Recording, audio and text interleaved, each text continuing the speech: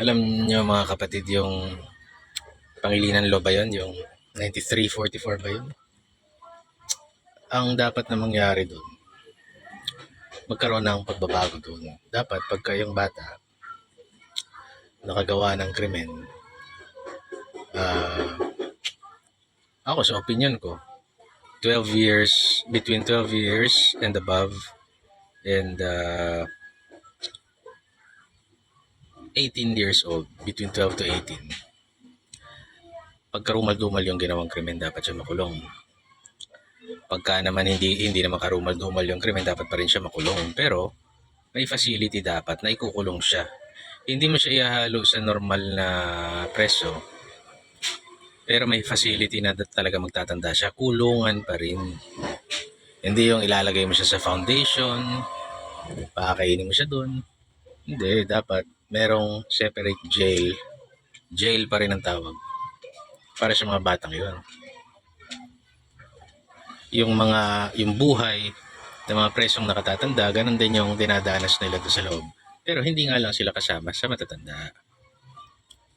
Yun lang naman ang iniiwasan natin dyan, maisama sila sa matatanda kasi kawawa sila doon, gagahasahin lang sila doon, gagawin silang demonyo lalo doon, hindi sila mare-reform. Dapat makaranas sila ng jail na merong reformation system na kunwari magpagtrabahuin sila para mapagbayaran nila yung damage na kinos nila dun sa pamilya. Kung may sinaksak man sila, hindi nakapagtrabaho yung tatay dahil sinaksak ng mga bata, dapat pagtrabahuhan din nila yun. Di ba? Sa bawat pagtatrabaho nila doon, kunwari ang equivalent education, tapos nag-aaral sila ng skill, may stipend yun dapat. Ganun ang tamang sistema sa palagay ko, ha, para nakikita nila yung value ng pagtatrabaho ng patas, na-appreciate nila na, and at the same time nahihirapan sila. Kailangan mo silang pahirapan, kailangan silang makatikim ng, ako ang opinion ko, pagka between 12 years old to 18 na bata, dapat yan mas masahol sa military training yung nararanasan nila. Dapat yan gigisingin mo, physically kailangan napapagod sila, kailangan pinapalo ng stick yung kamay pagka hindi nag-push up. Kailangan mo ng mga ganon-ganon na mekanismo kasi hindi yan matututo. Alam niyo, dito na nga lang ako, naggawa ko ng video dati. Dito may naging border ako. Ang kasangkapan niya, kinasangkapan niya yung mga minor de edad. Yun yung parang army niya, yun yung parang gang niya. Mga minor de edad. Ginagamit sila ng sindikato. Ginagamit sila ng agaw bahay land grabber groups. Ginagamit sila ng NPA. Ginagamit lahat ng demonyo, ginagamit yung mga batang yan. Kaya yung mga batang pariwara na nasa kalsadang napabayaan ng magulang, nang titrip naman yan. Pag titripan nila yung tao, sasaksakin nila, babatuhin nila. Yung damage to the person, yung injuries to the person, and yung damage dun sa property o sa kotse mo, binato o binutas niya yung gulong, o may pinagtripan siya na estudyante, pumapasok, nasaktan nila, di ba? Kailangan nilang pagdusahan. That's my point. Kailangan nilang pagdusahan. Or the parents, o siguro ang alternative na lang doon is areglohin ng magulang. Yung magulang ang magdusa. Pero kapag pag nagpa-areglo yung pamilya ng biktima, kailangan pa rin meron silang disiplinang gagawin. May military training or service silang gagawin. Ganun ang mga style. Hindi yung parang kay Pangilinan Law na pinagbe-baby mo yung mga putang ina niya at yung mga pabayang magulang. Dapat yan ilalatigo. Hindi naman lahat ng instance kasalanan ng magulang. Kagaya kami ngayon, may alaga akong baby, dalawa lang kami ng misis ko. Magtatrabaho kami, tapos malaki na yung anak namin, papasok sa school kung gago. Di ba?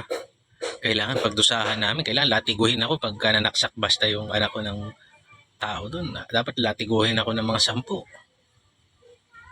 Kasi kailangan mo ipaintindi rin sa mga magulang na responsibilidad mong turuan yung mga anak mo. First line of defense and learning, mga magulang. Pag nambastos yan ng teacher, latiguhin yung magulang. Ganun dapat. O yung guardian. So, dapat ano yan dapat ganong klase yung program na ginagawa, hindi yung pinagbe-baby. Pag yan, nag-commit ng massacre, ng rape, Dapat yan maranasan niya yung hirap. Between the ages of 12 sa tingin ko to 18, maranasan niya yung hirap. Makulong siya sa kulungan ng mga bata. Magturuan siya ng skill doon. Tapos pag hindi siya sumusunod, paluin ng stick yung kamay, patayuin sa gilid, ibilad, patayuin, nakabilad sa lansangan. Dinanas ko yun eh. Batuhin ng eraser. Dapat dinadanas din nila yun eh. Pag ano lang naman, pag hindi lang naman sila sumusunod. Para matuwid, ma-reform. O tapos pagdating nila ng 18 years of age, nag-massacre yung ginawa nila, na krimen o rape ha. 18 years of age, patikman mo doon na mahumalo sa mga bilanggo. Maranasan nila kahit man lang 5 taon. Maranasan nila. Pero under a certain program wherein, kunwari, na-reform na naman na sila within the period bago sila mag-18. Gawin mo silang papakipakinabang sa lipunan. May disiplina, may parusa, may... Hindi pwede yung putang ina, gagawa sila ng mga katarantaduhan, walang consequence. Alam niyo, tama yung teach you a lesson na programa sa Netflix eh. The moment that older people became scared of children, katapusan na ng mundo. Tangina dito, naranasan ko nga, puta, pagtitripan ako ng mga menor de edad, may mga dalang panaksak ang puta. Gusto kong hablutin yung panaksak, isaksak ko sa kanya eh. Sampalin ko siya, ampas-ampasin ko siya ng tsinelas ko eh. Kaya lang, degrading yan eh. Puta, baka ako pa yung child abuse pa yun eh. Dapat mali yun. Walang sinamang bata ang may karapatan na pagkukursunodahin mo yung nakatatanda sa'yo. Papaligiran nyo, babatuhin nyo, uupakan nyo. Walang sinamang tangina ko, hindi ka menor de edad doon. Kung di ka nilimas, hindi kita pinilay ng habang buhay. Kailangan nila matuto. Kasi ako naging bata din ako. And I have to learn.